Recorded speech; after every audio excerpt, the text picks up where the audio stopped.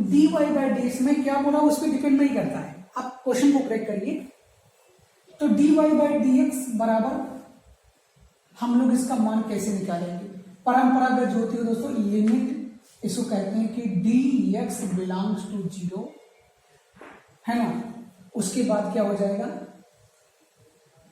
जो मान में परिवर्तन हुआ है डी वाई अपान डी एक्स। तो इतनी मेहनत करने की कोई जरूरत नहीं दोस्तों, आराम से आप ले जाइए D Y by D X, ये अवकल गुणांक है। इसको प्रदर्शित करने के और कई सिंबल हैं, आप इसको कहीं कहीं लिखा वाई डैश ले देते हैं, एक डैश लगा है मतलब D Y by D X है, या इसी को कहीं कहीं वाई वन भी लिखा रहेगा, इसी को कहीं कहीं दोस्तों डी वाई लिखा रहता है, मतलब डेरिवेटिव मतलब अवकलन हुआ है।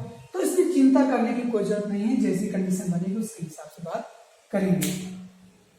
तो अब हम कहें कि अवकलन किसे कहते हैं, तो दोस्तों किसी कोई भी प्रश्न रहेगा, कोई भी सवाल रहेगा, कोई भी फंक्शन रहेगा, उसका अवकल गुणांक जो ज्ञात करने की जो प्रक्रिया होती है, किसी फलन का अवकल गुणांक ज्ञात करने की जो प्रक्रिया होती है उसी को हम अवकलन कहते हैं। प्रक्रिया क्या होती है मैंने बताया कि इस फार्मूले का उपयोग करते हैं। ठीक है दोस्तों, तो इतना जटिल नहीं जाना, थोड़ा बेसिक में आपको बता रहा था। आइए आगे देखते हैं दोस्तों। ये इतना मैंने अब तक आपको बताया, यदि आप इतना ना भी जानकारी दे तब भी कोई दिक्कत नहीं है, कंपटीशन में नहीं कहता कि आप लिखिए। आइए हम देखते हैं कि जिसे फॉर्मूला इसमें होता है कि प्रथम सिद्धांत द्वारा अवकलन, प्रथम सिद्धांत द्वारा अवकलन।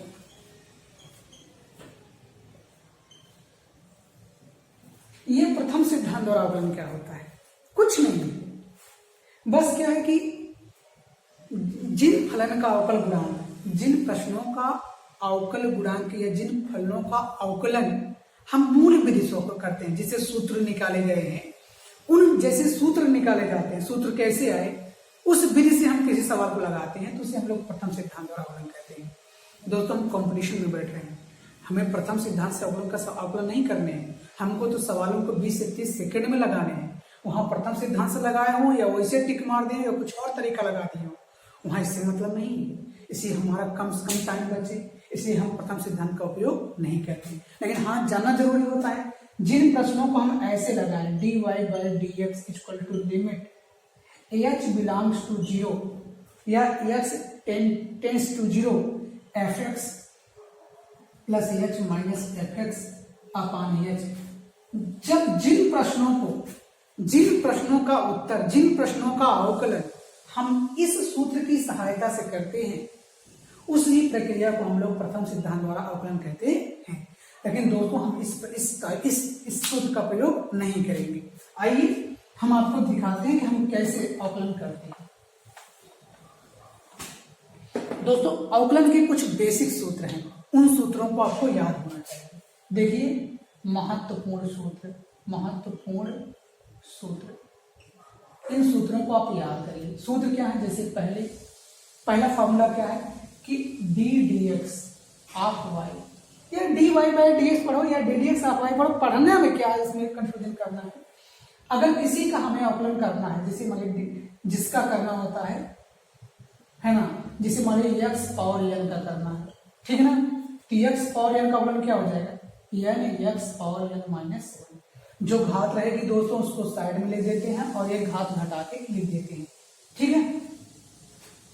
लेकिन एन का मान -1 नहीं होना चाहिए, ये आप याद रखिए, क्योंकि -1 हो जाएगा तब भी कोई दिक्कत नहीं है।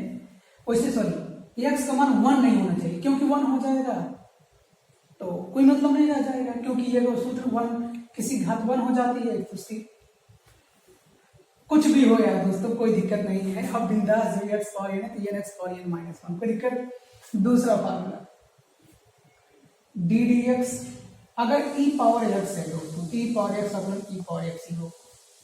तीसरा फार्मूला डी डी एक्स, यदि कोई कांस्टेंट हो जाए दोस्तों, क्या है, कोई नियतांक आ जाए तो उसका अवकलन 0 हो जाता है। अगला formula D d x log x, अगर लॉग एक्स है तो उसका 1 अपान एक्स हो जाएगा। डी डी एक्स ऑफ किसका, a पावर x है, तो a power x into log x. ये दोस्तों सूत्र बेसिक फॉर्मूले, इनको आपको हर हाल में याद रखना चाहिए। वैसे याद होंगे मुझे मालूम है, जो थोड़ा नए होंगे तो उनको और मालूम हो, क्योंकि भी जल्दबाजी में वो BSc केमिस्ट्री करके आए होंगे। आप इन फॉर्मूलों को याद रखें, नहीं याद रखें इनको किस तरह से आप याद रखेंगे, ठीक है ना। ddx अगर मैं बात करूं तो इतना याद रहना चाहिए, अगर कोई फलन हो जाए, कांस्टेंट हो जाए और कोई फलन हो जाए दोस्तों, तो हम कांस्टेंट को पहले बाहर कर लेते हैं। तो कांस्टेंट बाहर हो गया, उसके बाद हम आकलन करते हैं ddx fx।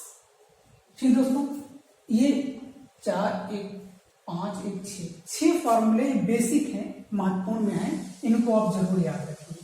उम्मीद करते हैं समझ में आए होंगे। इनका यूज कैसे करेंगे हम आगे दिखाएंगे आपको।